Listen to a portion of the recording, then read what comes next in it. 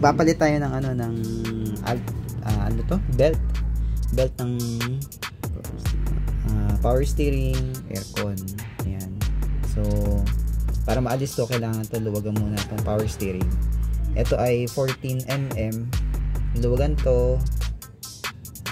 Tapos sa ilalim din, luluwagan din yung tornilyo doon para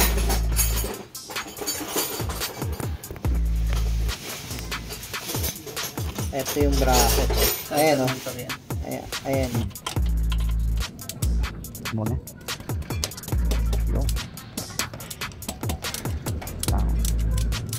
Mamaya bulat. Sinadalin.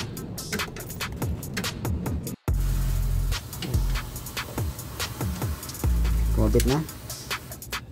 Ano?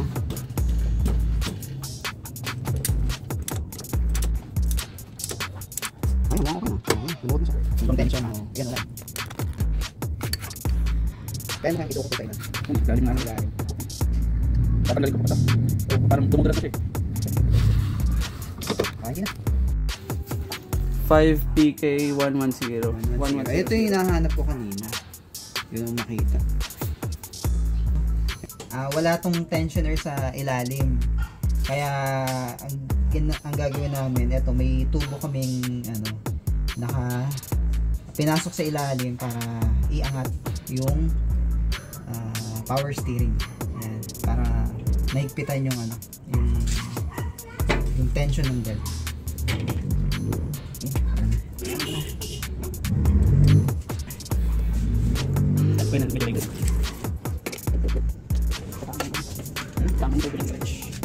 Parang naipasok mo. Ipitan mo muna yung taas. Nakikita ko na kayo. O sa salat mo yan? Oo, salat mo na kagad para tulong.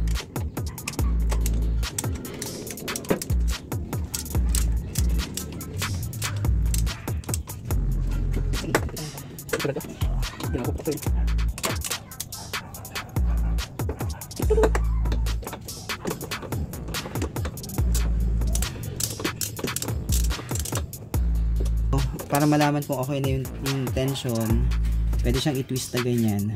So kailangan hindi siya masyadong matigas, yung konting play, pero hindi rin maluwag. So ito okay na to. Yun.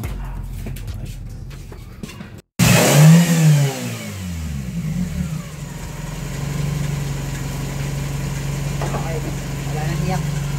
Wala na. Pero yung isa, yung belt ng Alternator. so, hindi pa siya balitan.